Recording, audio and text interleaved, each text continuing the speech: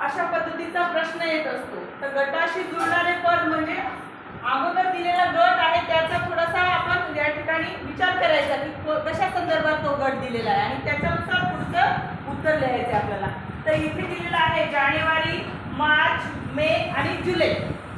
तर या 4 महिन्यांचा आपण विचार करायचा की ते एकमेकाशी कशाशी संबंधित आहेत। आता जानेवारी झाल्यानंतर फेब्रुवारी, मार्च, एप्रिल, मे आणि जून, जुलै अशा पद्धतीचे महिने दिले। तर आपल्याला पर्याय दिलेले आहेत सप्टेंबर, ऑगस्ट, ऑक्टोबर आणि फेब्रुवारी। तर काय येईल उत्तर? सध्या येईल। काय उत्तर येईल?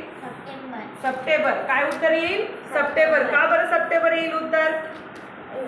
जानेवारी फेब्रुवारी मधला महिना सोडला आहे। हा, एक महिना सोडून पुढचा महिना घेतलेला आहे।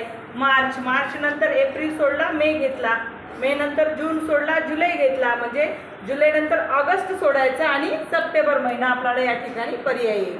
म्हणून अशा पद्धतीने संख्येच्या संदर्भात सुद्धा आपल्याला त्या गटाचा विचार करून पुढचं आपल्याला उत्तर काढायचं असतं। धन्यवाद।